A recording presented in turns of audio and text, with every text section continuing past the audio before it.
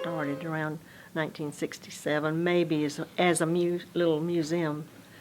And we had them come over from Pendleton District, and we didn't really have a museum here in Iva. And our customers would come in the bank down there, and Pendleton District set up their equipment back then and made pictures for people to bring in.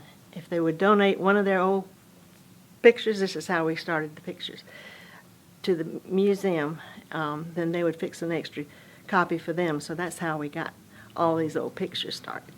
And so that was in the late 60s, and it became actually on the Heritage Corridor route as a stop in 2004. And that's when they came in and helped us get everything set up. And so that's been, almost 20 years now. And a lot of people have not come in and visited yet. They didn't, we're open 3 days a week. And we would open up any time for field trips and things like that too. People can call us and come in, but everything's been closed down since all this has happened. And we've been closed now a year. And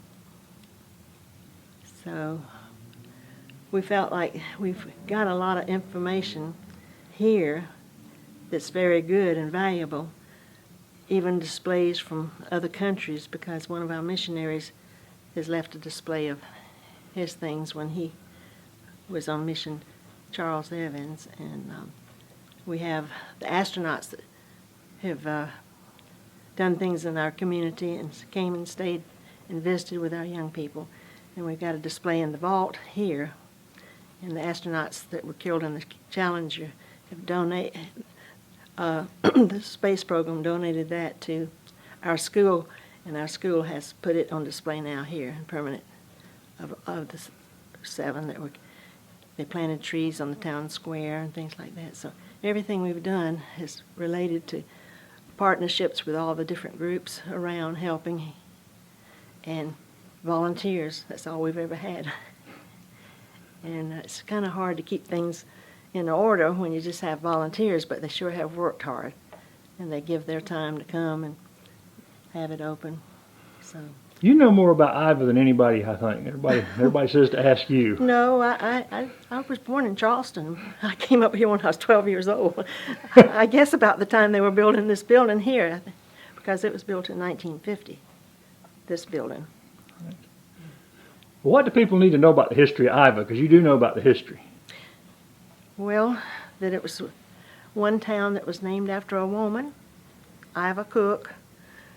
They said it was Cook Station to begin with, of course, and then they changed it because they said Mr. Cook. Now, I'm not the historical one because I wasn't here all that time. In fact, I was in the 8th grade when they were building this building, I guess.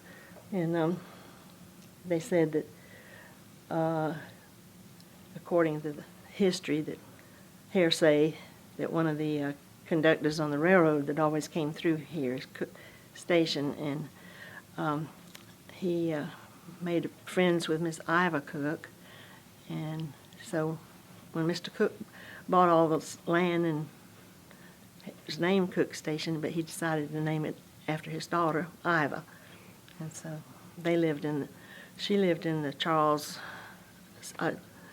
Hawk Evans home there, that house, until she died, and sometimes in this century. But I don't, yeah.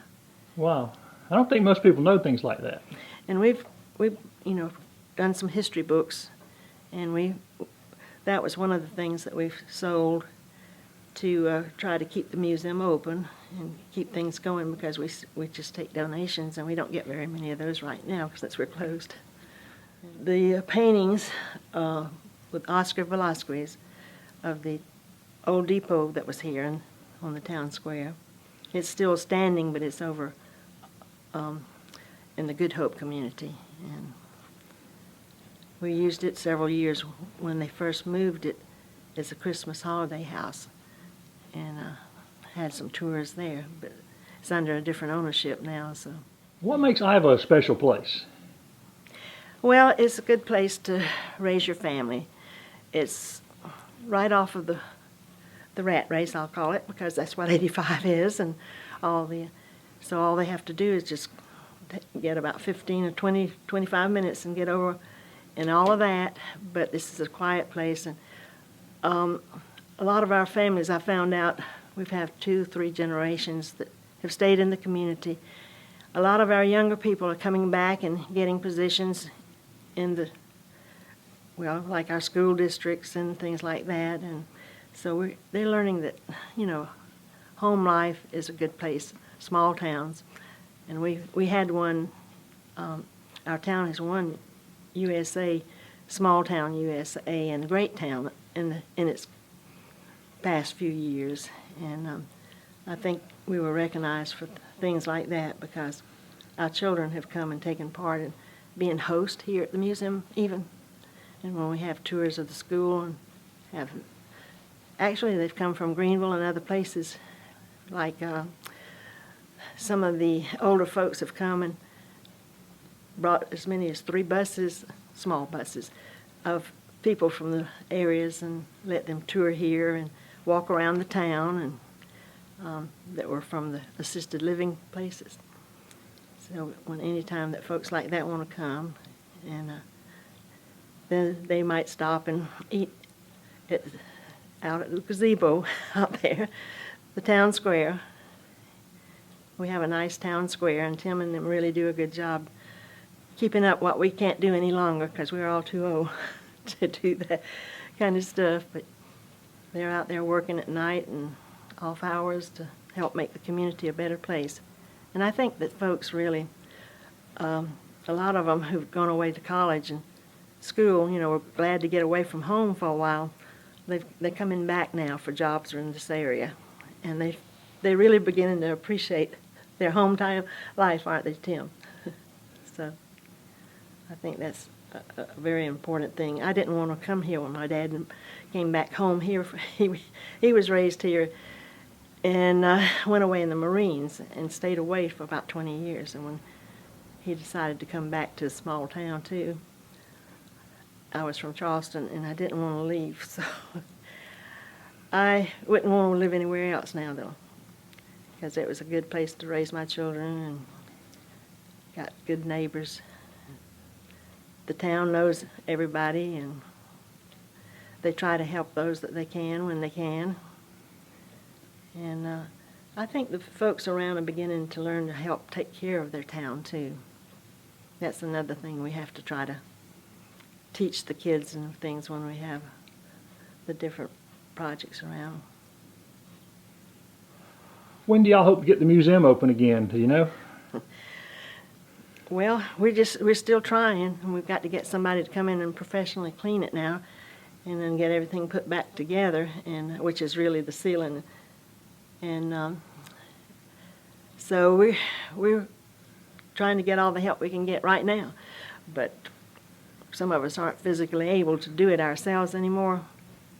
And what we've been doing is what we've had to do ourselves, but we are going to have it cleaned. And we had Oscar DeLasquez used to be at Abbeville, and he did our mural too on the town square out there.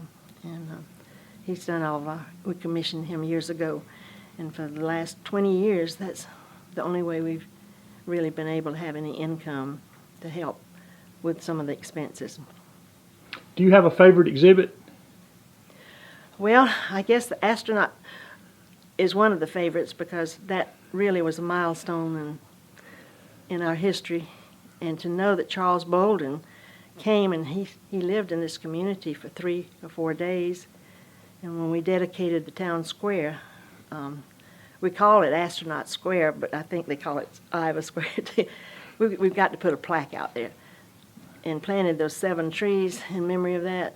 That was one of the biggest events that our museum and community, because we used students from the schools in our programs.